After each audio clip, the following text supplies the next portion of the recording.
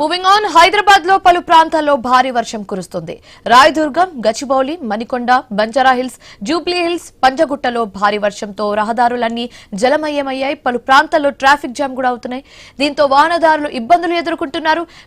మరికొన్ని ప్రాంతాల్లో రోడ్లపైకి వర్షపు నీరు చేరడంతో వాహనాలు నెమ్మదిగా కదులుతున్నాయి. అత్యవసరమైతే తప్ప ప్రజలు బయటకు రావద్దని, లోతట్టు ప్రాంతాల్లో ప్రజలు అప్రమత్తంగా ఉండాలని అధికారులు సూచించారు.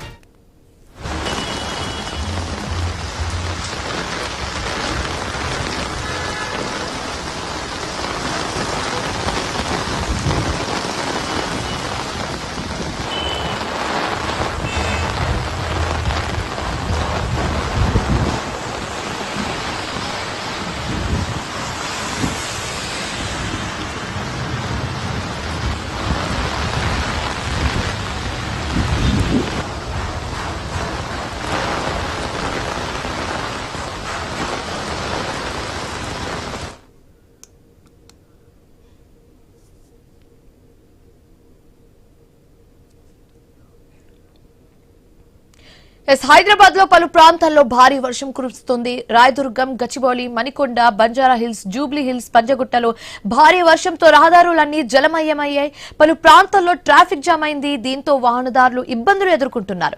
మరికొన్ని ప్రాంతాల్లో అయితే రోడ్లపైకి వర్షపు నీరు చేరడంతో వాహనాలు నెమ్మదిగా కదులుతున్నాయి.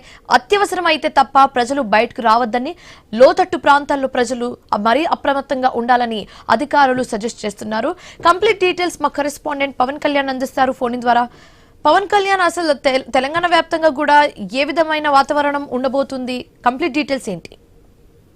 శివాని, హైదరాబాద్ లో వర్షాలు గట్టి కొడుతున్నాయి. నగరం మొత్తం నిరాశమైంది. ప్రస్తుతం నగరంలో 24 డిగ్రీల ఉష్ణోగ్రతలు కూడా నమోదే. అయితే 90% వైపు వర్షాలు పడే అవకాశం ఉందని చెప్పినా ఇప్పటికే వాతావరణ శాఖ సూచించింది. అయితే ఈ రోజు రాత్రి 10 గంటల వరకు 100% వర్షం సూచనని చెప్పేసి కూడా వాతావరణ శాఖ చెప్పడం జరుగుతుంది. అయితే లోతట్టు ప్రాంతాలైన అమీర్పేట్, బేగంపేట్, గచ్చిబౌలి, మాదాపూర్, నాంపల్లిలో నీరు నిలిచే అవకాశం ఉందని చెప్పి ప్రొటెక్ట్ చేసాం చెప్పడం జరిగింది. మొత్తం హైదరాబాద్ లో 6 రోజుల పాటు వర్షాలు ఏదైతే కూడా అవకాశం ఉందని చెప్పి ఒకవైపు వాతావరణ శాఖ తెలియజేసిన పరిస్థితి అయితే కనిపిస్తుంది. ఇప్పటికే చాలా ప్రాంతాలలో వర్షం భారీ స్థాయిలో నమోదైన పరిస్థితి కనిపిస్తుంది. ఇప్పటికే అయితే తెలంగాణ రాష్ట్ర వ్యాప్తంగా కూడా వర్షాలు చూశారు. అంటే గతంలో స్టార్ట్ మళ్ళీ కొంత ఎల్లీనో ప్రభావం వల్ల ఆగిపోయిన పరిస్థితి కనిపిస్తుంది. ఒకవైపు వాతావరణ శాఖ మొత్తం వచ్చే 4 రోజుల్లో మాత్రం అటు కంటిన్యూగా వర్షాలు కురిసే అవకాశం ఉందని వాళ్ళు చెప్పడం జరుగుతుంది. ఇప్పటికే నగర వ్యాప్తంగా మధ్యాహ్నం నుంచి కూడా అటు 75-90% వర్షపాతం నమోదైన పరిస్థితి అయితే కనిపిస్తుంది.